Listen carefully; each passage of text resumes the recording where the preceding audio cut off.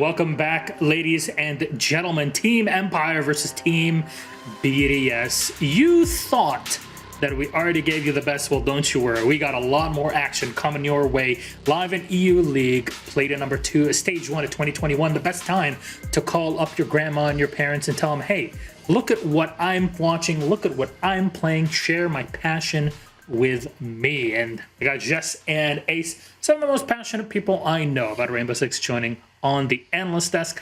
But we have a quick chat about this matchup because there's a lot of bragging rights on the line and maybe some stage one, how do you say, stage one big trophy or big preparation going on between these two, Jess. Are you referring to when Team Empire wiped the floor with BDS when everyone tipped for BDS to win? I think that's what you're referring to. And if that is what you're referring to, Milosh, thank you very much, then there was a lot of expectations for this particular match. There was already one match of the day that just went on, and I've already lost my voice from casting that with Des. That was an insane matchup. Nevertheless, I actually think if there was another match of the day to occur, it is this rematch between two Titans, because we can kind of call Team Empire a Titan now after what they did to BDS in their last series. So yeah, this is a big match. Don't miss it. It's pretty much summed up, isn't it? I mean, the thing is, I've been on the edge of my seat since I got up this morning about these first two games, you know, and then we've still got Navi Kavana to look forward to at the end of it to sandwich all this together. This is just the spice in the sandwich at this point. It's just going to go absolutely crazy. BDS, a little bit static for me last week. I'm hoping to see them come out and be a little bit mobile around the map. They're going to have to against Empire. That was how Virtus.pro beat them last week, was getting aggressive and in their faces. And hopefully BDS are going to bring something a little bit different to what we saw last week. So let's talk about these rosters. Bring up our French team, BDS, on the screen for everybody at home. BDS, so many accomplishments over 2020, looking to outdo those even in 2021, and I'm sure our production team may or may not like the French team. Just a wild guess. I mean, they love them, don't they? And why wouldn't they? Let's be honest. These are just entertaining teams to watch. Last week, coming out of it, the top two players were Shaiko and Renshiro. They both had a fantastic play day. For me, personally, Renshiro edged it. Shaiko got the higher rating because he got more kills. But, you know, I'll talk about Renshiro all day long. Ultimately, his contribution for me was a bit more rounded. He had a better kill differential when it came down to those entry frags. He had a higher cost rate, and he was nearly at 85% cost, Jess. 85%. It's ridiculous. Definitely is. Team Empire on the opposite end. Unfortunately, last week could not take down Virtus.pro despite making it to overtime in their matchup. Today they seek revenge, but it's going to be a bit of a tough one. Their BDS has changed in some ways since the last time these two played, but I'll leave it all to you, Jessica. Thank you very much. Well, as we sort of alluded to before, it is a shortened version of the rematch that you're expecting. It's not going to be the full best of 3, best of 5 even. They're just going to hit the best of 1 today. And that's where BDS generally reigns supreme, is they do really well in best of 1. So as a result, you would generally expect BDS to walk away as the winner. And hopefully we can bring up their roster in a mere second and bring up their faces so that you're a little bit aware as to who Team Empire is. There we go. It's Scyther, Joystick, Shepard, Dan, and Always, and the ratings don't look hot for a lot of the players, so we're hoping that as they pick up the games this season, that'll start to look a little bit hotter, just like it does on the side of BDS. All right, our lobby is ready, so the next 2 segments, we're going to make them very, very quick, please. Head to head, come on. One player out of each one of these 2 teams. You guys pick them. Let's talk stats and details and a quick explanation. Renshiro and Scyther. Look, Renshiro, I don't know anything about him. Please, Ace, go ahead. As I said, you know, he came out and was just all over the map last time around in Playday 1. Just a fantastic contributor to his team. He's not necessarily the flashy one. He's not necessarily going to go out there and get the big 3Ks, 4Ks, the grandstand plays. But what he does do is he's just like, he's like water. He just gets into everything, Milosh. There is absolutely no stopping the man. He's involved everywhere. And it was just 85% cost. I'm going to repeat it again. In 85% of rounds, he had a major impact. I'm going to keep it short, sharp, and sweet so we can jump into the game. Scyther, the only positive rated player last Playday. I think that should say enough about him. He's pretty much trying to carry the entire team behind him, Milosh. All right, there it is. Which map we're going to be playing on, though, in this series. 7-map pool, 6 down, 1 left to go. Overtime applies, as you saw for VP and Empire in their last game. And there is Villa Empire banning out the coastline. Kind of understandable. Is Villa the right decision, Chess? Please, very quickly. Our lobby is ready. Usually not. Statistically, no. But, of course, BDS doesn't like it either. So, hey, why not throw in the dark horse for both teams? That's going to be tough for everybody involved. That's going to be tough. I think this probably suits Empire more unless BDS can really take advantage of the space, which they didn't at all last week. If they do what they did against Vitality, Empire will just rinse and repeat and they will probably win. Well, BDS is starting off on defense, unsurprisingly, so we'll see how that goes going into Villa. Jess Ace, thank you so much for your intel, for breaking things down. It is time for us to toss it, as many would like to say, to our caster team awaiting us. So please, as I take a quick look with my eyeing glass here, is Fluke and Hap that await us for BDS versus Team Empire. Enjoy the sweet Tuscany on Villa. Appreciate it, Milosh. And indeed, we have two teams here, both unchanged in their rosters. And that means that the last time these two played against each other was in that major. And that was when Empire was able to win 5 maps against just 1 from BDS. And guess what? Villa was also played. And back then, I believe it was a 7-3 victory for Empire. So it should be looking pretty well for them, doesn't it, Em? I think that's it. Is we've got to obviously see how they've grown into the season. These are the two rosters that haven't changed anything on the change into the season. This is two rosters that also, in the broadest way of saying it, don't habitually change anything. Some teams always love to keep changing the gameplay, playing this aggressive creativity, but BDS and Empire, they're your old reliables. They're the ones that will play some of the same strats pretty continually, even if they're being pulled apart or not. They trust the process, but what happens when you are both trusting the process over and over on the same maps? Villa could be a good example of that. Villa could be an insane example of that. And I'm just wondering, was it BDS who banned it like 30 times in the 2020 season? I believe so.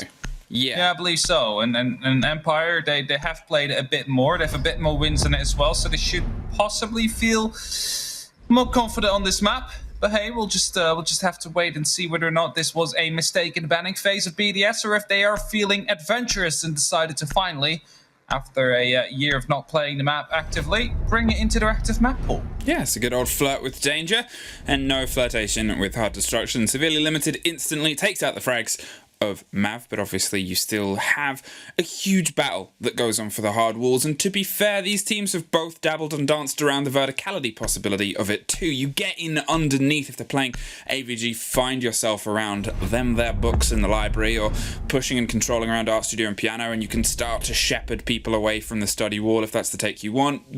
Same explanation, same style of push against the hard wall between the split site and Drove Stetchery and obviously the bedroom too. You try and lock in some control around kitchen. So it's not the biggest be all and end all, but what it does do on a very big map is force more time into the attackers.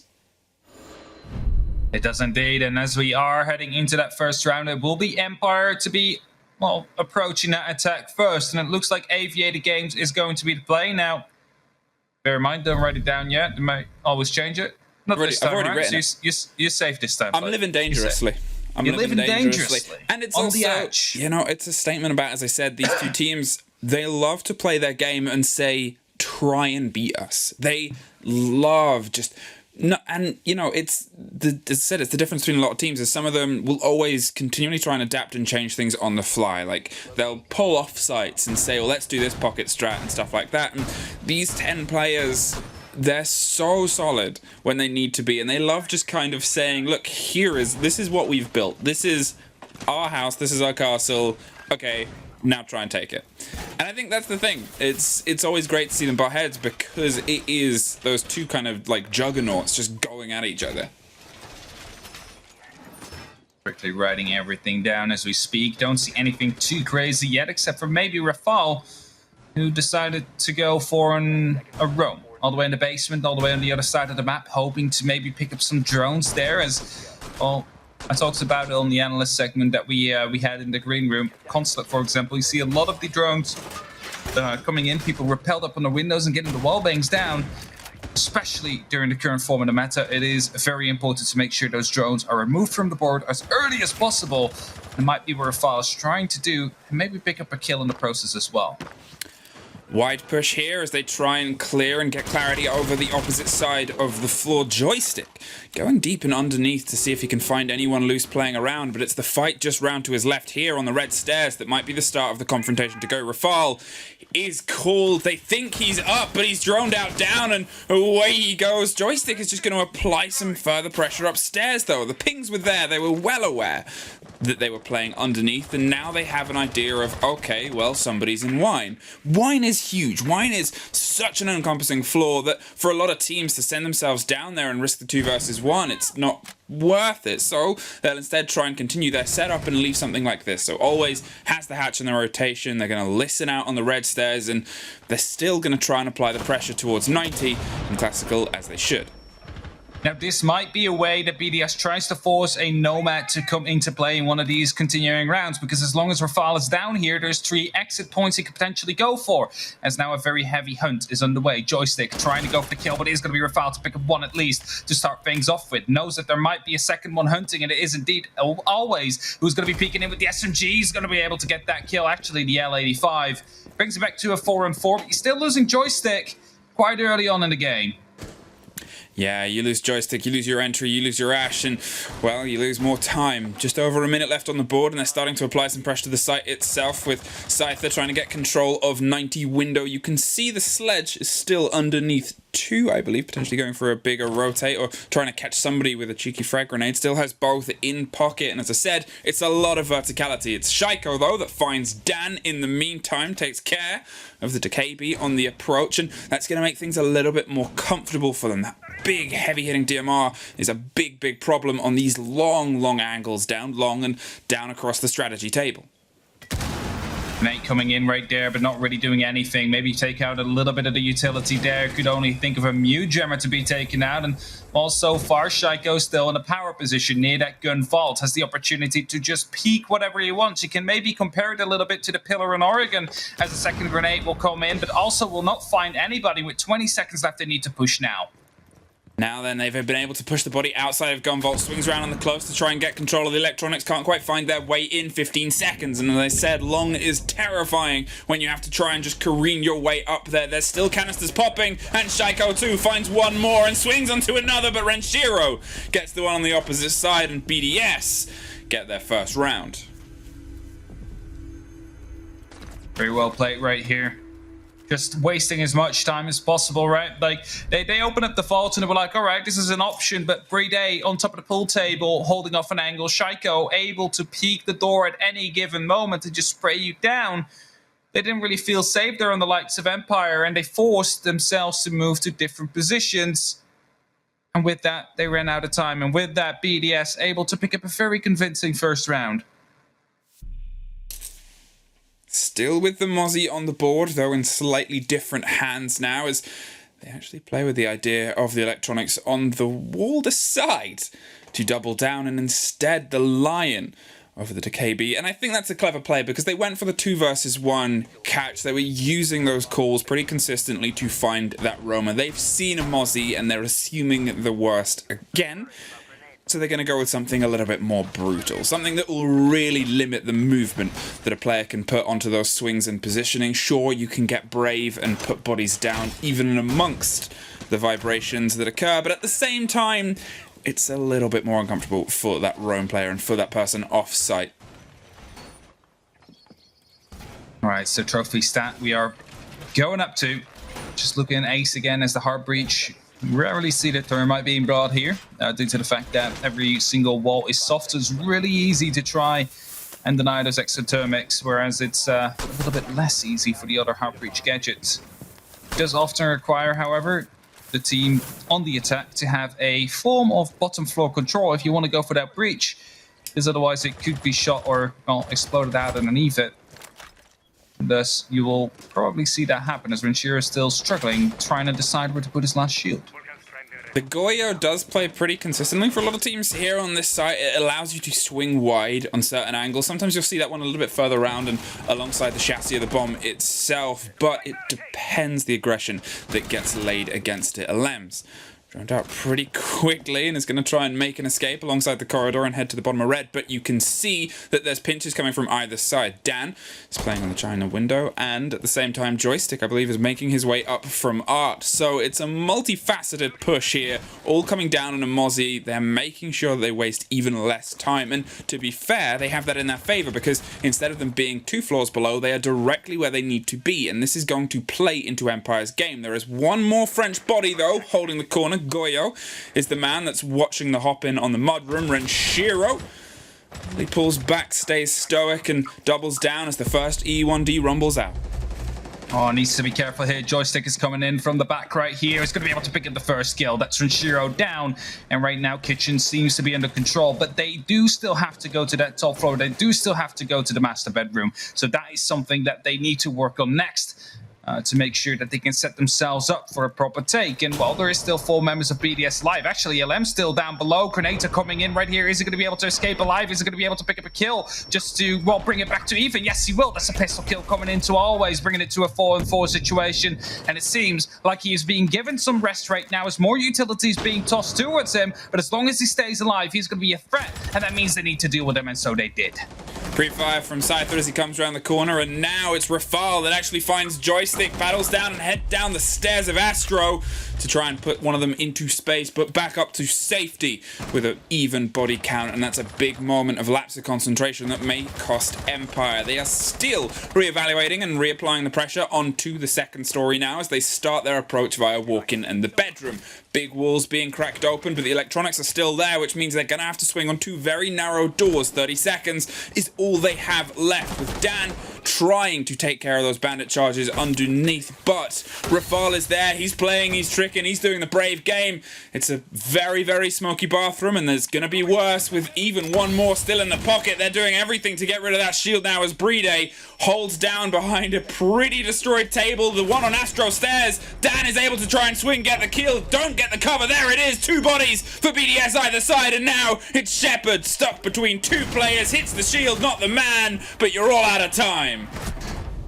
Same story here, Fluke. Again, it is BDS stalling out the game and forcing Empire into, well, a bit of a discomfort situation. They were able to pick up the 2nd round in a row right now, where Empire was just basically running out of time.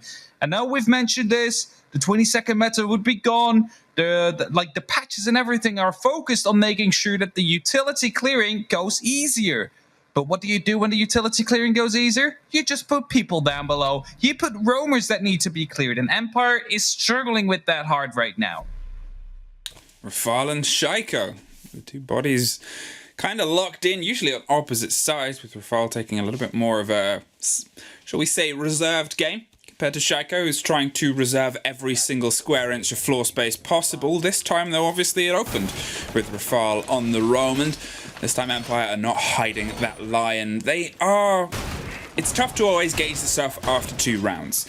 They brought the lion as a response to the deep roam, and the deep roam wasn't so deep. It was more of a, well, we're holding kitchen, and we're going to try and hold it until we die, because there's not really a way out. If they read that quickly, they'll have a body watching the rotate down the pantry stairs. Maybe one on the window too if you try and go for the hatch. It depends how covered you think they are, but you're never really sure. So it's a dangerous little box to swing round. Then obviously the corridors down beneath are all watched from either the mudroom window or the push onto piano. It's tough to get out of that space. They're still able to dig in and find a kill, and in that case find 2. They're happy to respond and retaliate with aggression against Empire, who are just struggling to keep a handle onto the French side so far. And I think it's just purely due to the fact that BDS is realizing, all right, Empire, they know how to win their gunfights. So let's just make sure that we do not give them the opportunity to make that happen on the side. Let's make sure they don't have time to clear out the complete site. by putting out these roamers, right? They need to be hunted down, and you make sure that they're mobile. You make sure that they keep on moving. Make sure that there's no information present. And you bring the Lion again here on the side of Empire just to try and help with that. So Empire is trying to adapt to the one thing that's been going wrong for them, which is clearing out these roamers. And the Lion would be helpful, but they do need to get that information, and they do need to get in position to go for these pushes onto Alems and Renshiro on the top floor. Renshiro might be the first to suffer pressure as the Selmas hit the wall by his side, but stay standing for now. I believe there's a jammer still in progress, and, well, there's Scyther taken out of the equation anyways. Zafir from underneath. Dan gets dropped to top of red, and things are starting to fall apart on the initial clear. There's Joystick finding some success, but dropped in the process. Shepard tries to get the pickup, and always is there reliable against Alems, bringing themselves back yet again into an even body balance. A C4 calls from beneath, but it's the pressure coming from Bathroom. Shaiko has responded with aggression, finds Joystick with an amazing flick onto the split entrance there, and at this point, yet again, they have this body advantage, and this is all continually happening off-site. The bed keeps you safe, a well-made mattress gets you two things: a nice night's sleep and protection from high-impact explosives. Should have been aware right there. Rafal should have known that was a mattress that wouldn't be vulnerable to the explosives to come through, but so be it. It's going to be 1 minute left, and it is a 2v3 situation here in favor of BDS and Empire. They need to get the control, and so they start to open up the top four. They want to get these angles out because they have to. They're currently trailing, and yes, of course, Villa is a defense side of map, but they're currently being played with. They're being toyed with by BDS by just not giving them a single chance of actually coming up to the execute eventually. And this round will go the exact same time. There is no time and there is no manpower to clear out all the utility on site. They need to rely on their gun skill to try and win out this battle in these last 20 seconds. I think it's one of the things that we've seen so far from Empire is when they do have a taste of the site, they move quickly. We saw it on the first round, but here they keep being just nipped at and attacked and aggressed by BDS before they get the approach. Peppering bullets round the corner, deep into the back of the kitchen with a pinch potentially coming from the opposite side. Always sees the side of somebody, but needs a little bit more than that, and now needs even more. Playday drops Shepard and the diffuser, and another round into the BDS camp. BDS, and BDS. So you want to know what the what came across in all these 3 rounds that we've seen so far? What came across, Hap? A lack of time and a struggle clearing out the roam. And thus we get a tactical timeout by Empire. Straight away, they realize something is going wrong. They need to talk. They need to figure out what's going wrong. And there's 2 ways at this, right? Like, either you are going to be focusing more on killing these roamers and put more pressure and more utility down in doing so, because they lose too many people every single round to roamers. First round it was 2, I believe. The second round it was 2. This round it was 3 people eventually to drop. And you're not going to be able to, with 1 minute on the clock and 2 people, to completely clear the side and clear all the utility, right? So there's either the fact that you are going to be focusing more on the roamers, trying to take them out quicker, or you are going to hit the site directly in a kind of a rush strategy. And that might be something that we will be seeing here for Empire. I think that's the thing about the Empire play as well, is in that first AVG round where the fight was quite aggressive and they went and hunted, they're being really proactive. And you have to be on Villa. You cannot let time slip away. You cannot really, truly, if you need to achieve something and the way you want to achieve it isn't a leave it and lie, isn't, as you said, and could have been a great possibility, the Nomad or the air jabs to lock down staircases, maybe even a gridlock at times can be used quite well if you position those on those rotations, and then you can focus everything onto the site. Instead, Empire, they're looking for these gunfights, they're looking for these confrontations, but because they're having to do it quite quickly, even though they're doing it instantaneously, even though they're going, okay, we need to do this, and we need to get this done, and we need to get this done, on Villa, it leaves you with such a limited amount of time against this BDS playstyle, because BDS is just going, let's make everything uncomfortable. Let's not just make the site take hard. We can trust the 2 bodies, maybe 3 left on site. Let's cause some problems all over the shop. And it's really kind of blinkering Empire to feel like they have to clear every hurdle. So that's the thing, right? At some point, you have to start choosing what hurdles you will skip. You cannot clear everything. You cannot take control of everything. You have to make sacrifices. And right now, they're taking too many 50-50s, I would say, and they're not really falling into their, well, their hand. And this one definitely did a beautiful kill. And there you have it. This is the rush I was talking about. They're not going to be going for clearing roamers. They're trying to take quick control up into the main stairs. Unfortunately, though, Playday is still there, and there's also a Goyo shield. And it is going to be going the wrong way. It's 2 men falling in the hands of Empire. Joystick drops Scythe, and as I said, it was the right idea, but it was picked apart very quickly, unfortunately for the Russians, as now they find themselves stuck on the main staircase, trying to find the body on the top. They do. Joystick drops Alems, looks for the second, might not know about the Echo, but they definitely know about Playday, and they remove him in a different way. Shaiko and Rafal, all that's left, swinging on every possible door here, and this is the continued aggression we talked about. BDS are trying to make sure Empire are uncomfortable, but for the first time in a while, they have the man balance. They have that one body up, and they're using it well to keep applying the pressure. They're going to make sure that they don't find themselves one more lacking. The rotate comes around the back court by Shaiko, who has to play back towards the site, but it's a very tricky angle, and Dan is the first to find something, but it's Shaiko and Rafal that flip it both back on the other way. There's one drop inside. It's down to this, and there it is. Shepard brings the clutch for Empire's first. I was going to say, no way are they going to be allowed to turn this around, because it almost went into BDS's way straight again, as it was Shaiko and Renshiro both able to pick up 1 kill right there. Fortunately, though, they still have 1 trusty man left. 1 trusty man with the AK-12 able to take down those final 2 kills and able to bring at least 1 round on the board here for Empire, and one that might be very important because, mind you, we saw BDS do quite well against Vitality and have fun, but then we saw Vitality bounce back. So, because even if they have a flying start right now, it doesn't mean that the round is over. It doesn't mean the game is over, because it's a very defense-sided map we're on right now.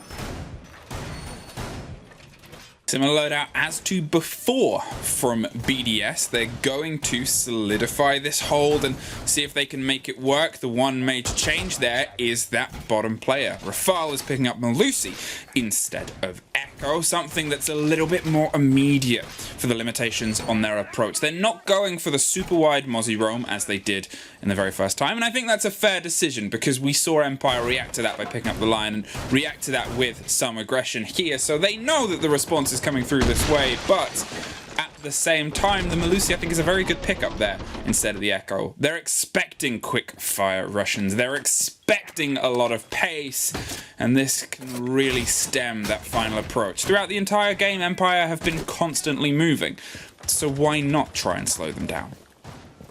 I like how I'll call it, like, they maybe need to rush and skip the hurdles, and what we see is everybody just instantly rushing up the main stairs, like, you know, it's almost like you cannot win from BDS if you're taking them to their battleground. You need to make your own battleground, and that's exactly what they did. They were the ones to decide where the battle would take place, and they were the ones that were able to get the upper hand of it. Yes, of course, the Ghost Shield blew up, and you basically lost 2 members due to it, but you managed to bring it back in the end, and that's the most important part. Well, they realise it's not going to work again, so they're going for a much wider clear here across the top floor, and they're making sure they get themselves set up early to see if they can catch any potential roam. Joystick instantly pushes his way through the opener and tries to find the firefight on 90. Alems is the one that taps the angle and heads back behind the shield because Joystick, as I said, is not slowing down for nobody. They know where they need to be and they know why they want to be there, and I think that's the best thing about every single Empire round so far is, well, that even though they're on a 3-1, they have always been confident. They've always been applying pressure, and they know that they need to. And look at this drone dance game that Shaiko is having to battle onto the doorway. Really love to see the momentum change that always comes in after a tactical timeout like this. Empire is suddenly playing with a lot more confidence right here and playing with a lot more idea of what they want, but there's also still the Shaiko on the board, one that plays in these power positions, has all the angles open up for him so he can get these shots off that he just managed to make happen. And he was the one that brought it back to a 4-on-4 with 1 minute left on the clock, while Empire this time around have a lot of time to try and clear out the utility. Oh, I thought Renshiro was creeping up on one there, but that was my mistake.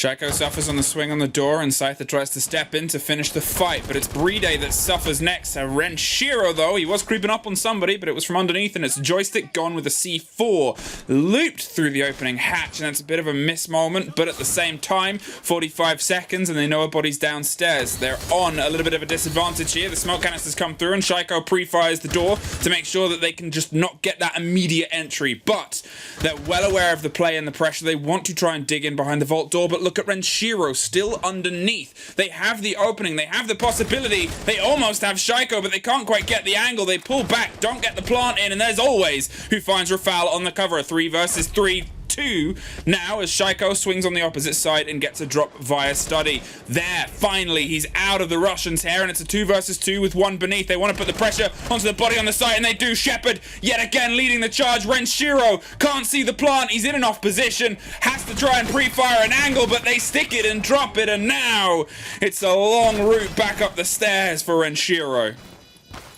First plant of the game coming down so far, and well, it's Empire setting themselves up well for the post plants, creating the extra angles. They might need to get an eye out on that diffuser, making sure no long arms are going to be possible here. And it's up to Renshiro to try and go for the retake. Manages to enter from the strategy table inside of AVGs. Is going to be pushing into the gun vault right now, but we'll be walking right into the gunshots of Scyther right there. And Shepard watching from the back on the upside down rappel, will be finishing him off, covering his comrade and making sure that the second round in a row will be going up to Empire right after that tactical timeout they had, just to make sure that everything would go their way. Again, the momentum changes, the momentum swaps, and that's exactly the power of those timeouts. Yeah, you have to give it to whatever speech happened during that pause for Empire, because they have come back gunning. And as I said, it wasn't that they were slow before the turn of the half, but they were a little bit waylaid by what BDS was playing. They were a little bit distracted. And I think now they've kind of realized, look, we can just put pressure to them. We're Team Empire. This is what we do. And now they've been able to do it twice in a row. Sure, you're up against BDS. It's still not an easy feat either. But from what was a perfect 3 start to now 2 in a row on a very tough site shows growth and progress. The right decision to change the site here and try and shake things up before you head over to your attacks and try and find something that puts you on that 4-2. Because otherwise a 3-3 split with Empire with this much momentum, that's a very tough wall to climb. It is a very tough wall or mountain almost to climb, as you don't want to go into a second half of Villa where you are going to be the team on the attack with 3 rounds on the board. You want to have 4, you want to have 5 rather, but it's none of that right now. It is Empire that is climbing back. It's Empire that is showing the momentum right now, and BDS who need to try and interrupt that. Shaiko able to pick up a couple of crit kills in that last round, but wasn't able to completely stop what was going on right there. And now it's up to them. It's up to BDS to try and stop their momentum, to at least get that 4th round on the board, to bring it up to an even half, as we would call it, to give themselves a better opportunity of actually winning it on their attack. Well, Joystick, man about town, and the town he's chosen is the opposite side. We've seen him droned in before and behind the body of the Gemini. It's the possibility of him having success on the entry and having that immediate application of pressure is, to be honest, the pace that is being set. It's in his wake the game is moving, so let's see how quickly they can find Vigil. Alems picking up a slightly different operator for that play beneath, something that can play against the drone game in a different way to the Mozzie that was there before. Mozzie had a good start, but it's the showing that BDS need is something slightly better, because Empire have otherwise stepped up and into this. 2 minutes on that clock. Empire have been speeding up their game so far, and they decided right now, okay, let's not care about those roamers anymore. However, you have to be careful, because there is going to be some vertical play that could be coming into play. You have Renshiro with a C4. Rafal is still busy with making sure that there will be no tricks. And well, if you want to open up that wall, you need to take bottom floor control. And if you do that, you need to go through the roamers. But it's Shaiko to go down. That is a very important kill right here, confirmed by the grenade. Potentially, no, manages to just escape, as Joystick cannot confirm him either. However, who is close enough to try and secure him right there as the next grenade is coming in, but will not be landing onto Renshiro yet. And so everybody will stay alive for now. Well, only just there. They find Joystick and stop him getting the kill on Shaiko. Alems with a double goes deep underneath and drops Dan too. A big cost and a big loss is something that seemed to slip away from the hands of BDS. They realized they needed to back down onto site, and Shaiko is back to his feet. Goyo and Shiro survived somehow and was able to get back down underneath and get away from the corner of Astro that seemed a definite doomed end. Playday is still holding the angle with the canisters in pocket, and with a minute over, what seemed like another Empire run out and rollover of the pressure on the site itself suddenly slipped away because of the work of Alems on that flank, on that pinch back towards the site itself. Cypher found shooting down towards Astro stairs. Can't quite give Goyo the haircut he needs to stay as stylish as he does with the single line on the side. There's more bullets flying by, but they don't quite catch him. This game is continual, and it finally ends. Pushes deep against the smoke, but Shaiko finds one more for his tally, and one more. Why not? 4 versus 1 versus nobody. BDS 4-2. BDS finally able to swap the momentum, and after it looked like a really good start from Empire, taking down Shaiko in the very early round, he managed to survive. He managed to just dodge the grenade. He managed to just dodge the gunshots. Man, English is hard today. Of Joystick that came up from 90's side. It suddenly turned around. Alems with a double kill, as you said, able to flip the table. And with that, BDS able to put 4-2 on that board, making sure they keep the lead, they keep the momentum for now. The question, however, is, will their attacks be stronger than those 2 defensive rounds we saw, well, them being overrun by Empire? Now, you think of, obviously, Shaiko on the top of the board at a 10-2, and how he was almost taken out this round very early. It looked like Joystick had actually secured the kill for a second. I swear I saw some blood splatter spraying from the man as he crawled across the floor, but hey, maybe I'm just imagining things. And at this point you think, well, he went on to get around 2 more kills on that. The start of the collapse was the rotation up red stairs there from Alems to take care of Joystick and then swing onto the second body. Little moments like that, I think, won't dampen the Empire spirits too much. 4-2 to find ourselves in the turn of the half, to be honest, is better than some of us expected on that 3-0 start, because they seemed a bit lost, if energetic. Now they're on their defense. They are setting their pace, their game, their way. BDS will still have to keep stepping up for my money if they want to try and match this. But hey, as I said at the start of this spiel, Shaiko 10-2. He's really a star player right now, and we know him to do well, for example, in that pillar in Oregon. I'm going to keep on bringing it up. It's really a power position that he plays in well. You also saw him picking up a lot of kills in the gun vault because, you know, they open up these long angles all the way to the balcony, which basically makes it impossible to enter study. And as he just frags out in those kind of positions, then it is up to Empire to try and work around it, and so they did. They went for a rush up the main stairs. You don't meet Shaiko there. They went for a different kind of approach for the trophy side. They also managed to play around him at that point. But now he is going to be on the attack. He is going to be spearhead of BDS, making sure that the sides will be opened up. And, well, no longer really playing on that Hibana, which always was key to him, as he is now moved. Is it promoted or demoted? I don't know. But to the Ash, an operator that many would consider as a true entry fragger in this game. I think the only people that would consider it a promotion to Ash are Ash mains. So Stokes is there like there's no higher honor to be put onto the Ash. As a Hibana main and a sport player, I don't know.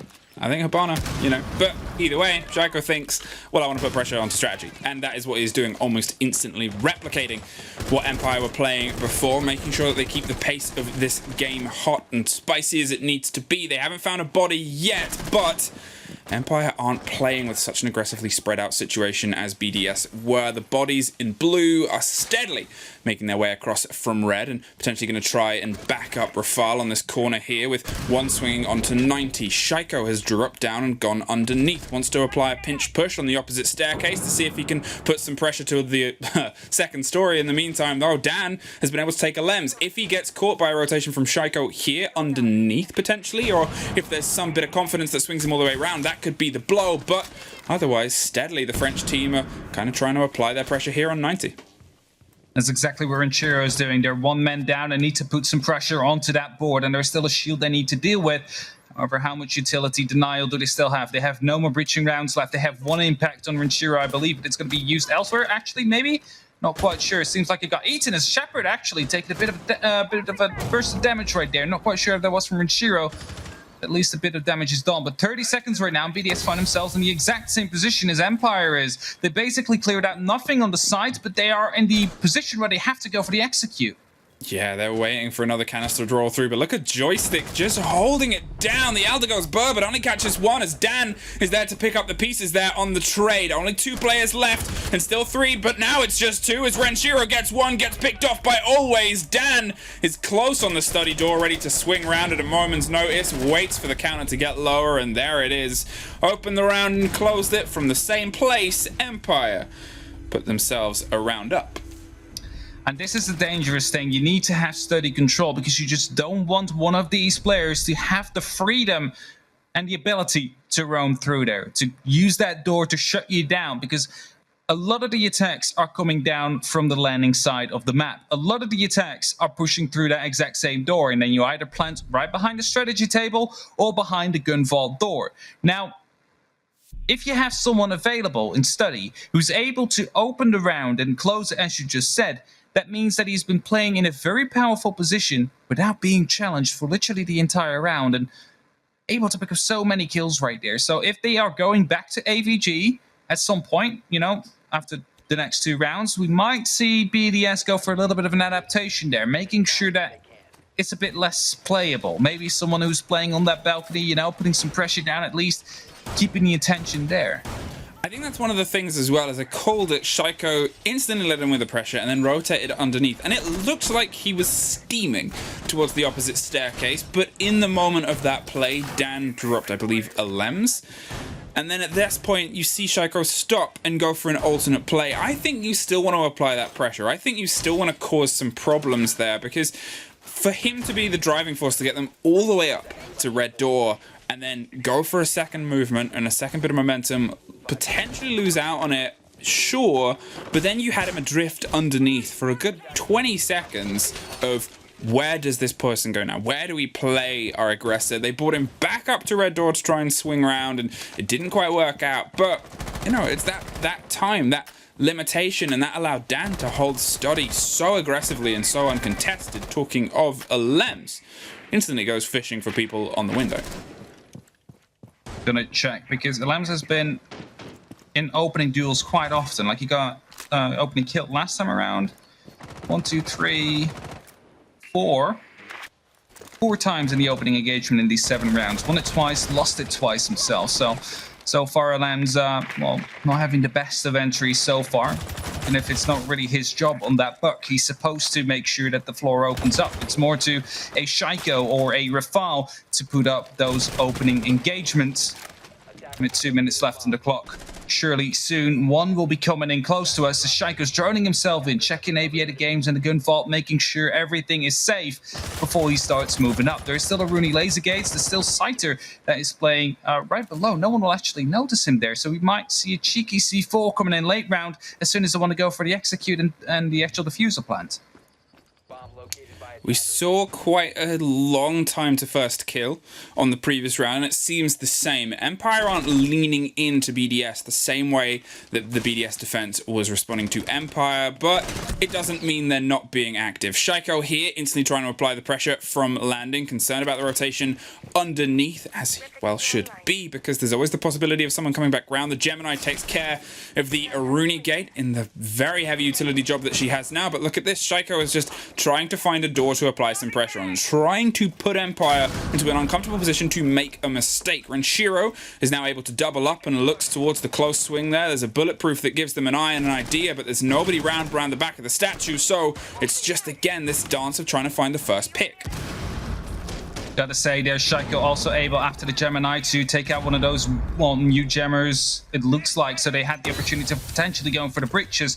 Shaiko right now has to put some pressure down. 45 seconds on that clock. They're trying to take care of the Banshee whilst the Aruni laser gates get reactivated. So they need to make sure that they deal with that. Shaiko now enters right here, tries to go into the statuary room, but he's not going to be able to get any kills so far. It's actually Playday and Alams and Renshiro all coming in with kills right here. And it's all up to Shepard suddenly, all alone right now. Needs to make sure that he tries to make this stick, but it's a flawless round from BDS as they just snap their fingers and 4 members of the Empire team are gone. Something totally unexpected for me. Well, that one round that Empire were able to pull back, BDS have instantly kept themselves a pace ahead. The flood of kills was all French as they found themselves locked in. The Claymore obviously caught the Roman rotation, but the bodies dropped on the attempted swing there from the bathroom to the master bedroom. Well, it was just that flank watch. It was a little bit angsty and a little bit antsy. Empire believed the push was going to come round on the swing from Alems on the buck on the door, and to be fair, sure, but at the same time, they seemed to lost heed and lost the idea of where the rest of the bodies of BDS were, leaving them suddenly adrift with only one player over the space of about 3 seconds. Yeah, it's not easy for anybody, but one of their attacks needed now. BDS, it was pretty well put together and they were allowed a lot of control. As I said, it was a late to the fire kind of firefight. They really got late into the round before a body was dropped. Yeah, it was so chaotic as well. I just totally missed who was the actual entry, entry kill and death. A Lem swing the door as Buck towards, I think it was Always. I'm just gonna write it down. Okay. Always, you now have an entry death due to okay. stating Well, no, the word don't. one. That's vague memory of trying to. This is why we have a clean feed.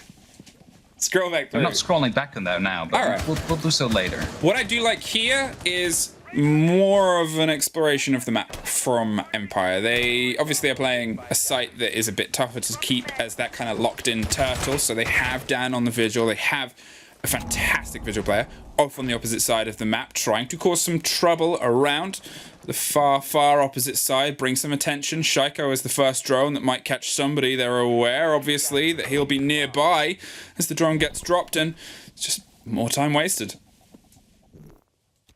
More time wasted indeed. Shaiko sending in another drone. Seems like they're ready to reply onto that drone. A bit of information being gathered now by Shepard on that pulse. Who is an operator very powerful on a map like Consulate, but also on Villa often played due to the fact that it's also 3 floors. It's also a lot of safety when you're playing in that bottom floor. And, well, if your side is kitchen, you want to have at least some control over that top floor. So using those C4s, which there are 3 of on the side of Empire, are definitely helpful if you have that pulse, because you're just, you know, you can direct them easier. Shaiko now has a drone a little bit closer into position and is obviously well aware of this player on the opposite side, but isn't truly sure just on where the body is. So is instead going to keep a solid angle and wait for more pressure to be applied by the rest of his team towards the site. See if they can bait Dan into making a mistake or taking a fight a bit too early and a bit too out of position than they need to be. Shepard, as you said, is still getting all that information and passing it on as Shaiko's actually found his way towards Piano. But again, look at the drone. He's still steadily working along that corridor, following the lines and vibrations that Dan is putting out, and you know, keeping that very blurry look on where they might be. Alem suffers from Dan, though, who's able to cause some problems and just be that continual thorn in the side of the BDS approach.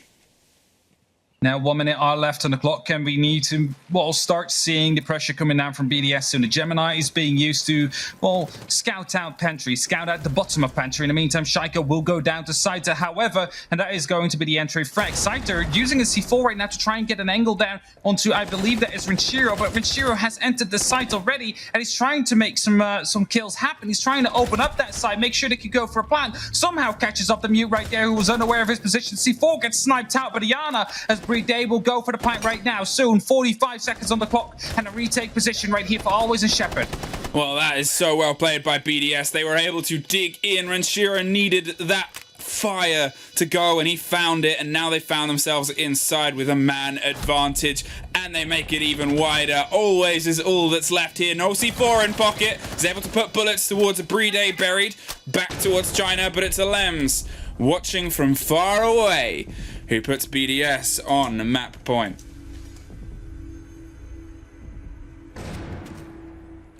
See the focus right here in the BDS members, their faces.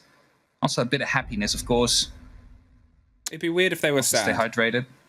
It would be weird, right? If you find yourselves on 6-3 right now. If you're on map point, and you're like, why does it have to be over so quickly? You know, that would be the only thing that I would imagine people being sad about. But still, 3 points are coming close to them. They already have one secured with our new system.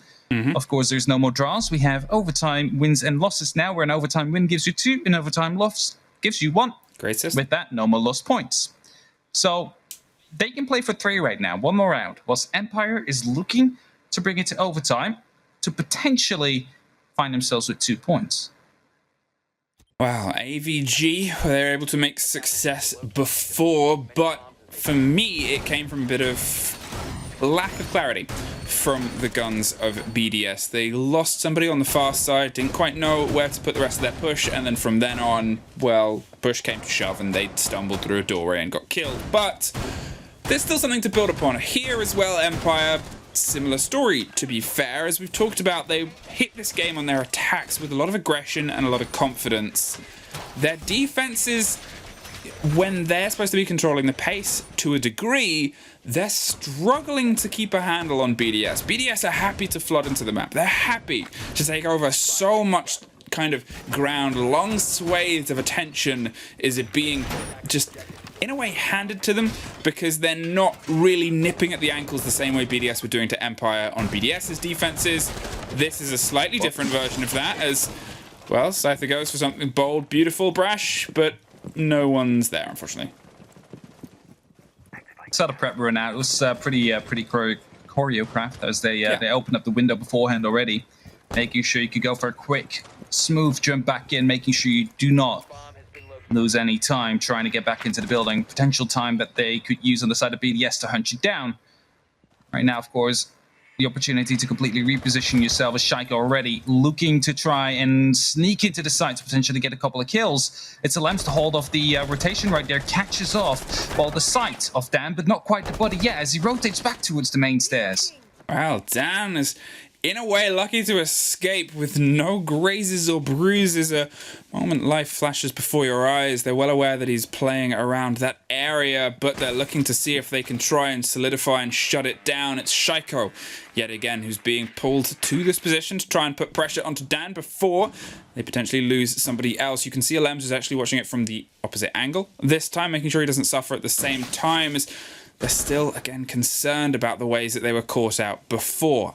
It's still a slow approach, it's fair to say. They're making sure that they have the rest of the map before they go for their collapse, and they're a team that's happy to do that final 20-second push. And they seem to be very good at it as well, and I think that has to do with the pure class that BDS has. You know, they are often considered the best in Europe at this very moment, and while they're happy to show that, especially during this game, where they show some great adaptability, actually. But I want to see a bit more of that, because I said last round in AVGs they had no steady control. And steady seemed to be the problem right here. Scyther gets the entry into Renshiro, but he doesn't have to drop down his Hatch Claymore. There we have it. Instant refrag coming out. Very well played. Yeah, but Shepard is able to find Shaiko in the meantime, which at least keeps them 1 foot ahead. Again, that's some of the aggressive response I've wanted to see from Empire, leading in to BDS's approach, pulling things out over the cards as they try and rattle it up to the site to actually deploy the goods and services. Always is the one stuck in on the close quarters angle, hits the Gemini with the shotgun, but you know somebody's going to be there anyway, so it doesn't really stem and flow. I like the pre-prep C4, and well, it likes being away from that frag grenade. Doesn't get caught, but Dan does. Alems finds revenge on the opposite side and gives BDS some split control on the opposite side of the site. Rafal goes for a big rotate as Playday digs in behind the strategy table and gets underneath the smoke canisters, finds the plant in and amongst the chaos, sticks it, but suffers at the end of it, and there is Shepard on the swing, all down to Rafal to be able to lock it off this time round. No frags, so it's going to come down to just reacting. You can see the 2 red bodies, making sure they have the possibility of finding the fight in 2 different locations. The first comes from the study door, potentially, as they know they need to take this perfectly. Dips ahead round the corner. Rafal doesn't need to take it, but they decide they do. Empire swings into it always, suffers it to 1 versus 1. Can they hear the plant going off? They can. Shepard, 14 seconds, the risk of a lifetime, and it's with a shotgun close quarters. It's Rafal, though. BDS finds success. 1v2 post-plant clutch coming in right there. Beautifully played. As you see, Alems just speaking up to the camera right there. It's BDS that somehow, after, we saw a bit of a surge back from Empire after the tactical timeout. They were able to regain that momentum. They were able to regain their composure, and they were shutting down Empire ever since. And after you see, like, okay, 1v2 post one, that is doable. They didn't work together quite enough yet there on the side of Empire, and BDS able to clean it up. BDS able to get their second win on the board and show why they are, well, at least top 3 in Europe. I mean, it was one of those games that at the end of the season, you're going to look at it and you're going to see these little moments, these little bits of confidence. If Empire were up against another team, would they have been a bit more successful? Unfortunately, you'll never know, because today they're up against BDS, and, well, BDS, they're still keeping that train rolling. Let's head over to the desk and see what they think about it all.